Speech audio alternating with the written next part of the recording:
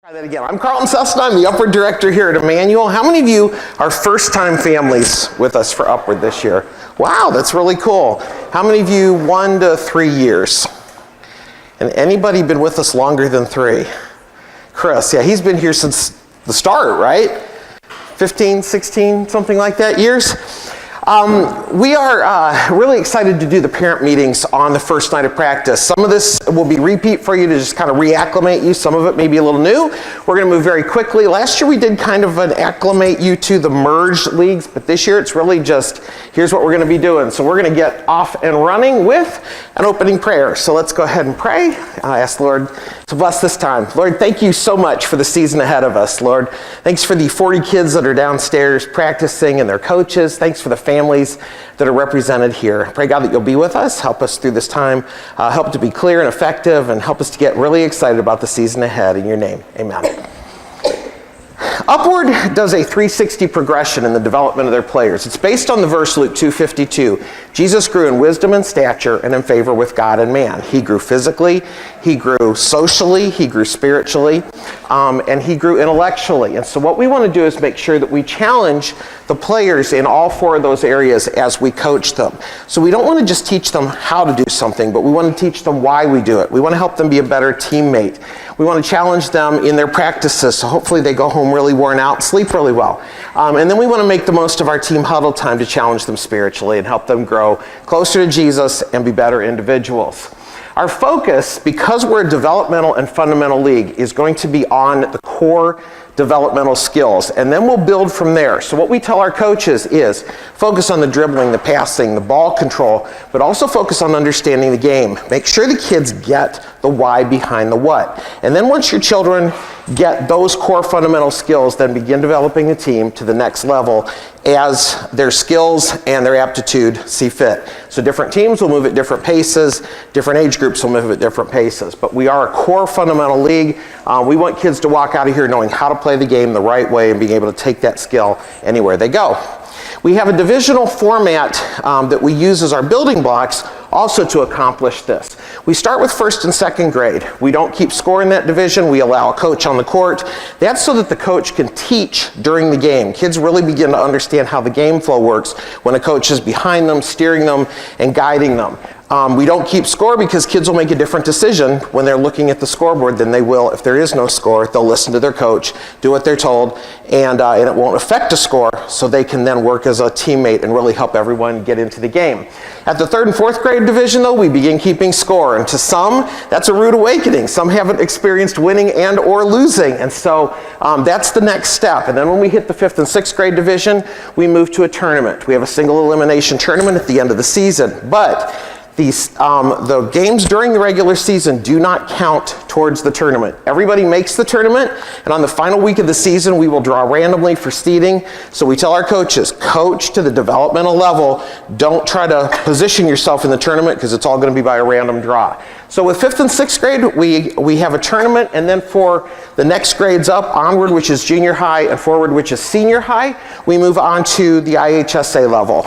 We hire in the IHSA refs, we take off the color bands, and we really let them go at it. And those divisions are registering now. They begin right when Upward is ending. Some important dates. You got all of these on your, and this is like the fullest slide I have, you got all of these on your parent packet sheet.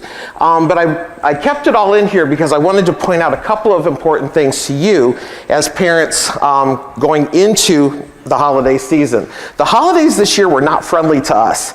The days fall in the middle of the week, and so it made it very difficult to figure out what practices don't we have, what games don't we schedule, so that families can travel. And so as we looked at it and said, how are we going to do all of this? We elected to try something different, kind of take a page from way back where we had this weird holiday schedule several years ago. What we're going to do is we're going to bring the kids back to play on January 5th after a week of no practices. The reason is New Year's Day falls in the middle of the week. There's no way to really do practices that week. Half the teams would get them, half wouldn't. That wouldn't be fair. So what we're going to do is, for those of you who don't know, we run sports camps here during the summer. And our camp counselors have agreed to come back on the 3rd and the 4th and run skills and drills nights for all of the divisions. So we'll get you your times. And when your players are supposed to be here, and then we will have an hour session where the kids are doing all sorts of drills to get back in the flow of basketball on that Thursday and Friday. And then we will start back with games on that Saturday. It's going to be a weird kind of a week, but it'll be a lot of fun. It'll be high energy in the gym. So if you're traveling, we get it, we understand, but if at all possible, have them here those nights. You may want to get them out of the house by that time, and we'll get them back into the flow of the game. One other key date that's on here is Trinity Day. How many of you attended Trinity Day down at Trinity last year? Okay, hopefully by next year, more hands will go up. We're working with Trinity to bring the players in more so they get more interaction with our Upward players. The ones that went, it was an amazing night. The basketball was phenomenal. We had kids all over the court from Upward. They brought them out. They let them run around and shoot on a college court. It was really a lot of fun. We had a great night with them, and I'd say we probably had about 100 kids that came out with their families. We're going to bring in the Trinity players, have them interact with your kids more, and then hopefully more of your kids will be interested in heading down there on that Saturday night. Junior coaches. About half of our teams this year have junior coaches on them. Junior coaches are something we do within our league to help develop the coaches of tomorrow. We take teens at a variety of ages and a variety of experiences and put them into coaching responsibilities. Now, they don't have full-blown coaches' responsibilities, but they wear a coach shirt. They have a 2-hour training session that they go to, and we prep them to work with the teams. We also have our adult coaches helping mentor and grow them. And you'll see some younger coaches in our league that are actually head and assistant coaches that have come up through that pipeline. It's really a great chance for our teens to discover if they have the ability to coach. A number of our teens have come up through the coaching and then gone into education as their major because they found they really liked working with kids and liked teaching. So we train them, they're dedicated, we tell them it's a privilege, it's not a right, so they know they've got to live up to what they've committed to do. They're mentored all season long. We even have dedicated coaching commissioners. I apologize, clicked that too much. We have dedicated coaching commissioners that work with them, and then we advance them through the ranks. So some of the ones that you see coaching in the head and assistant coaches roles have come up through and have really shown the aptitude for doing it and do a great job with it. We also have practice moms. How many first and second grade boys families are here? Several years ago we had several years ago we had coaches come to us, men coaches primarily, and say we need a woman's voice on the team. We can say what we need to say and try to keep them in line, and the boys are just out of control. We need a woman's voice. And I said, I don't know that I'm going to get a lot of moms to volunteer to coach first and second grade boys. I know when we had a first and second grade boy, my wife took that hour and enjoyed having some free time. I said, but I'll work on it. So we worked on it as a leadership team, and we came up with the idea of practice moms. That's basically a mom who goes to a training class and learns what we need her to do, and that is sit on the sidelines, first and second grade boys division only, help with discipline at all practices, help maintain control, and when somebody needs to, I'm going to do that, when somebody needs to go, hey! The mom's voice that does that settles them down. So we asked a bunch of moms to try it the first year, and it worked. And we've been doing it ever since, and we have not had the complaints out of the first and second grade boys coaches since.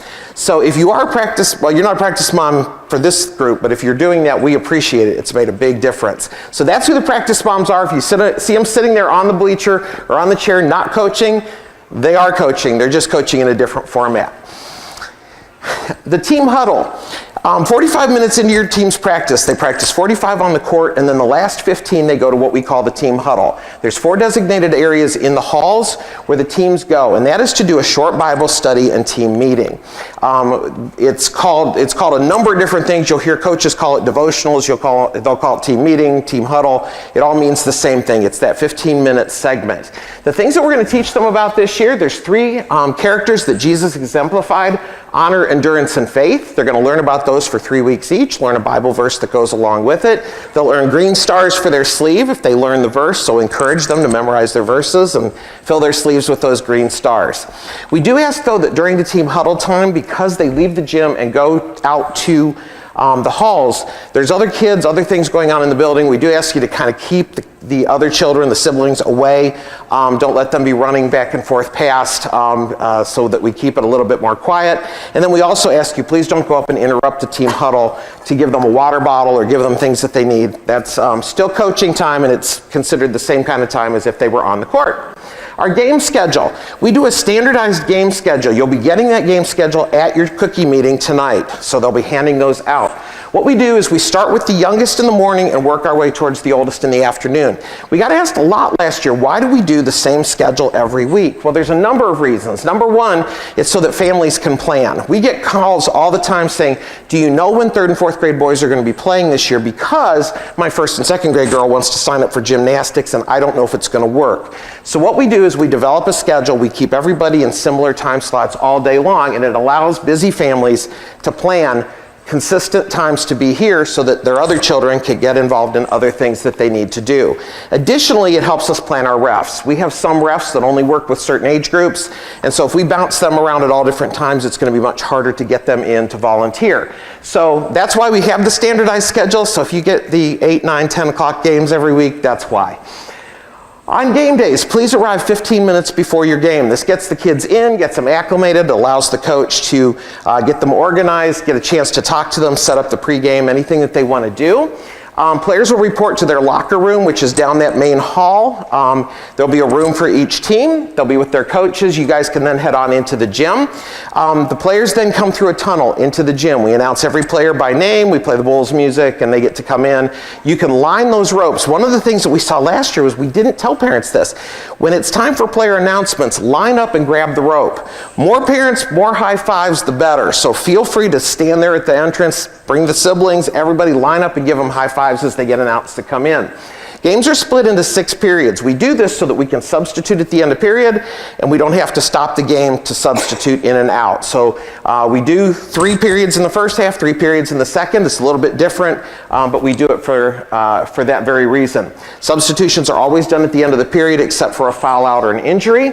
The teams follow a set rotation. Every team follows the exact same rotation. So we do that as part of matching players up and challenging them at their own skill level and making sure they all get equal playing time. On game day, we also have concessions. We do a halftime program. We'll do different things like drama. We'll do speakers. You've got me for opening day talking about some of the things that we don't cover here that we want to cover for in the gym. And then we do ask you to stay for about 15 minutes after your game is done for the stars ceremony. For those of you who don't know what the stars ceremony is, that is one of the coolest parts of game day. And I will come around to that in one more slide. A lot of times, as part of the game day, parents ask us what in the world those color bands are that the kids wear on their shoulders. There's blue, red, green, orange, and purple color bands. And the reason that we put those on the shoulders of the players is we require them to play man-to-man defense. Tied into that set rotation that all teams follow, by doing the same rotation, the orange player on one team is at a similar level to the orange player on the other team. They match up, they play man-to-man, they're challenged at their own level. The best players on the court are playing against the opposing best players. The newest or least skilled players are playing against players of similar ability to them, and then each child gets to develop at their own level. There we go. The stars ceremony. After the game, you'll go back to your team's room. Please squeeze into that room. Sometimes parents stay out in the hall and they can't hear what's going on. Push the crowd in, make sure everybody gets into that room because you want to be there for this. We have 5 different colors of stars that players can earn. And they can earn them for effort, offense, defense, sportsmanship, and Christ-likeness. This is the coach's chance to present an award to each player for their contributions to the game. And every player gets one. It's really cool for the players and for you as the families to hear what the coach saw your child bring to the team that day. It's a great thing to talk about on your way home too, and encourage them to use that as building blocks as they continue on in their basketball career. So don't miss the star ceremony on game days. Attendance and communication, a couple of things that are really important to helping make sure a team continues its flow and stays on track for the season. Being on a team is a commitment, and I know I don't need to remind you of this, but to start the season, families are busy, and sometimes basketball or sports or other things can be like, oh, we're kind of tired, let's not go. But being on a team is a commitment, and players are expected to be at practices. Players are expected to also be on time for practices. The coaches only get 45 minutes on the court. If they have to wait 5 minutes to get started, that's 1/9 of their practice time, and it really puts them behind schedule. Attendance and timeliness have an impact. They reflect commitment to the team. It becomes very apparent when a kid just doesn't keep showing up, and the teammates pick up on it that child's not committed to the team. It also supports the coach's time and effort. They plan a practice, they spend their time, dedicate themselves to it, and when kids don't show up, it's really a letdown to the coach, and it really doesn't show appreciation. By being there on time and being there, it allows the coach to cover more material throughout the season. They have to cover a lot of material over 10 weeks, and so we want to make sure we help them maximize their time. Backtracking and retracking over previously covered material really puts the team behind.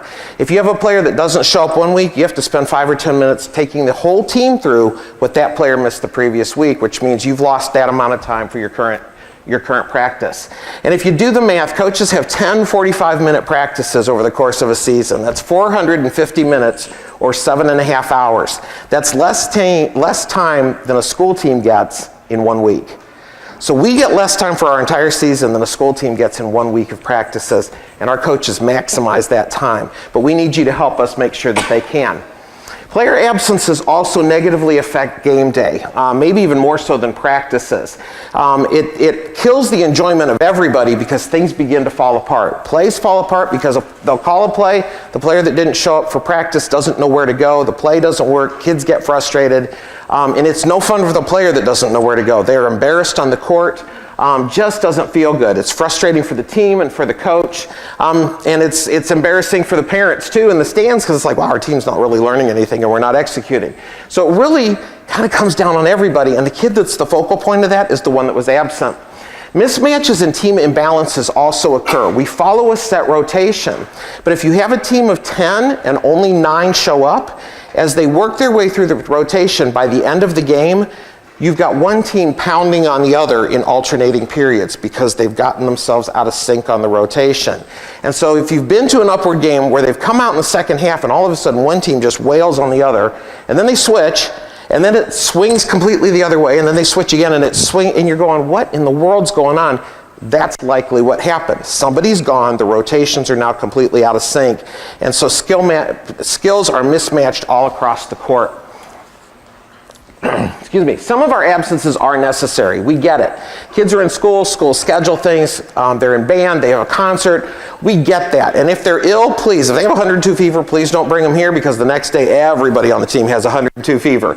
But what we're talking about here is the unnecessary absences. Please do communicate in advance with your coach if you're going to be missing a practice or missing a game. And please don't wait till 5 minutes before, especially on game day. The reason is they have to rechange their whole rotation. They've got to prep where players are going to play. And so the more notice you can give them, the better you'll help them.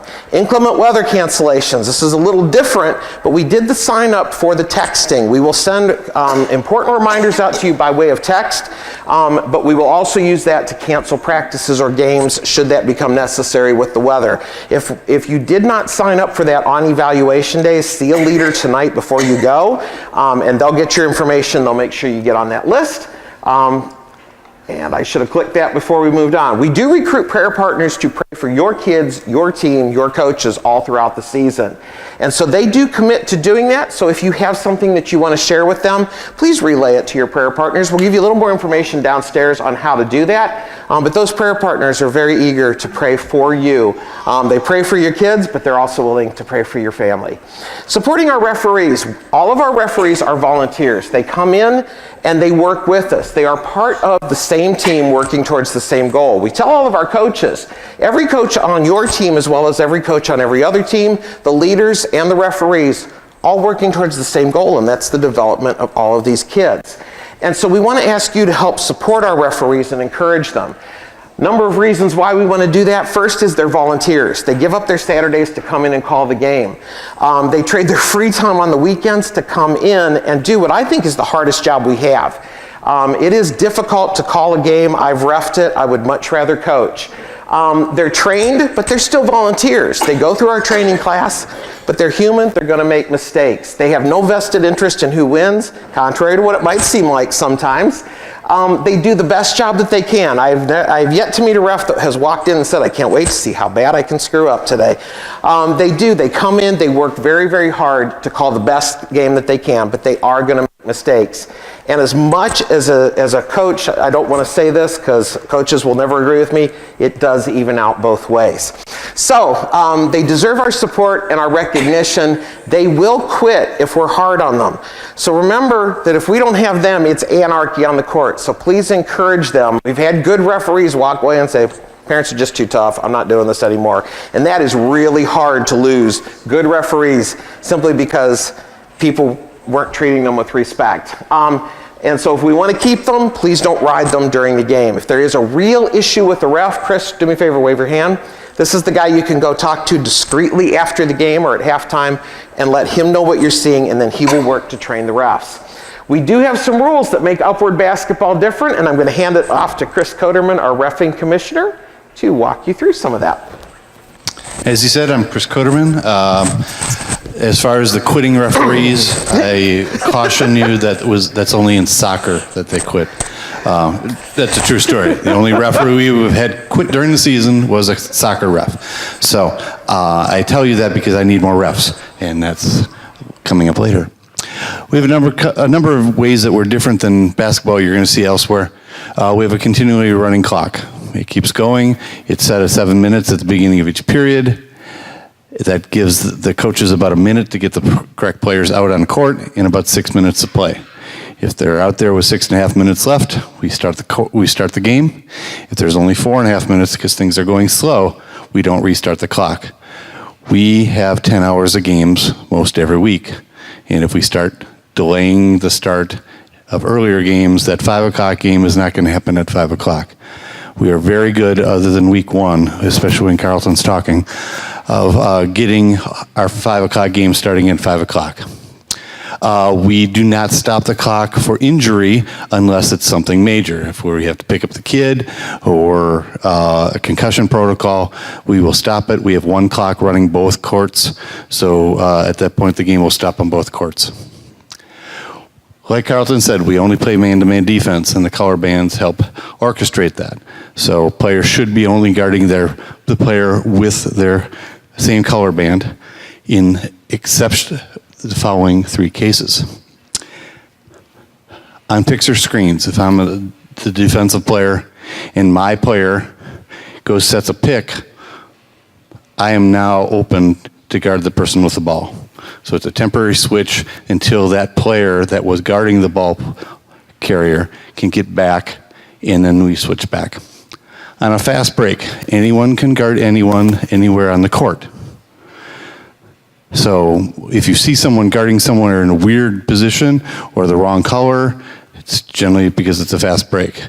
The contention comes on what is a fast break, and that's largely up to interpretation, and we try to keep that consistent between the coaches and the referees. In the defensive zone, I'll talk about the defensive zone in a little bit, but there's areas of the court generally that you can only play defense once the ball crosses that defensive zone. In the first and second, third and fourth division, you are able to play help defense if the ball is within the free throw lane. So if I'm over here guarding my player, arm's reach, doesn't mean I have to be touching them or anything like that, but I'm obviously defending my player, and the ball comes down the lane, I can take a step over here to help defend. Taking 2-3 steps is too far. You're leaving your player. So help defense within the free throw lane is allowed for first, second, third, and fourth. Fifth and sixth, we've extended that to anywhere within the three-point arc. So you're defending your player, the ball comes by you, you're able to reach out, steal the ball from someone that doesn't have the same color band that you do. As I was talking, we have defensive zones. First and second, third and fourth have the same defensive line, which is a white or black line, which is basically the free throw lane of the full court, that we don't play full court. The ball cannot be defended until it crosses over into that defensive zone, other than on a fast break. If the ball then comes back and they retreat back past that black and white line, the defense can follow them all the way to half court. Half court is the line that nobody can defend past in any division. The fifth and sixth division, they are able to defend once it crosses mid-court. If the ball crosses back over that, it's not an over and back until it crosses over the other side of the black and white line. So if you're in 5th and 6th divisions, you'll probably see a few over and backs throughout the season. Fouling out. We do have fouls, and we call them. First and seconds, we generally don't keep track of them. Third and fourth, fifth and sixth, if you get 2 fouls in any one period, you are out the rest of that period. The next time you're scheduled to come in, you can come in. So it's not like you're out the entire rest of the game. For third and fourth, you might see someone crying. I know when I fouled out my daughters, when they were in 3rd grade, they started crying. And they complain every year when I tell that story, and they're 21. Final 2 minutes of each game. So this is the 6th period, final 2 minutes. We have the running clock. We don't stop it. We don't have any free throws in the last 2 minutes. We do automatic points. The referee will assign the points depending on what the foul is and what situation. Depends on who gets the ball. But all fouls are points. No free throws because it takes forever. It can take a minute to get 7 players where they're supposed to be on the line and 3 players behind the 3-point line and get shots made. So we do not shoot in the last 2 minutes. Stalling. Generally, so we keep this track in 5th and 6th. If it's a close game in the 6th period, last 2 minutes or so, or even the last period, and one team's up, that team's coming across, and they stop at the free throw or at the midcourt line, and they can dribble and dribble and dribble because there's no defense past the half-court line. We will give them 3 seconds to get the ball into the defensive zone. Doesn't mean they have to shoot or even go near the basket. All it does is give the defense a chance to steal the ball. So it gives them opportunity. Buzzer beaters. At the end of each half, the 3rd and 6th period, feel free to count down from 5, 4, 3, and chuck that ball as ugly as it can look, but encourage them to shoot that shot. The other periods, because of the possession rule, we don't encourage you to do that. There's a couple of reasons. Your safety is being the number one, because we do have people behind, or not directly behind the basket, but in areas, and when a 1st grader shoots that ball from half court, you have no idea where the ball is going at times. Possession rule. Other than the 3rd and the 6th period, where it doesn't matter, at the end of the period, if you have possession of the ball, you get the ball at the beginning of the next period. So often it's an advantage to just to hold the ball if you got a couple seconds left, because your team's going to get the ball at the beginning of the next period. Possession rule is what I just said. And then if you do count down or you hear the countdown, pay attention because we've had people hit. Supply and demand. These numbers have still not been fixed. But we have 40 teams play each week. That's 10 games, except for the first week where we have an extra game because we have all 42 teams playing. We have 2 refs per game. So basically we have 1 ref for every team playing. So that should say 40 ref slots a week. I nearly had a heart attack when I saw 80, because right now I have about 25 refs. I need more. So if you know anybody who'd like to ref, or if you'd like to ref, I'd love to work with you. I have a training session this week on Saturday at 11 o'clock. And like I said, it's only soccer refs that quit.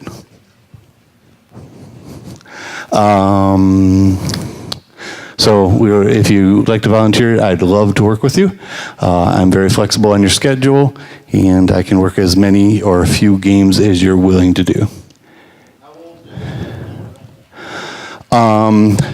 I generally, if they're a teenager, they need to be knowledgeable, much more knowledgeable of the game and can talk. I have teenagers that can talk, but not on the court. So they should be able to project their voice. The youngest ref I've ever had was in 6th grade, but that was NATO, and he knew the game better than any of the coaches. So NATO is Carlton's son, who's also 21. So, like I said, I'm Chris Coderman. My partner is Chris Larson. as convenient. So if you see a guy in a rough shirt with a goatee, his name's probably Chris, and you can ask him any question you need. So back to you, Carlton.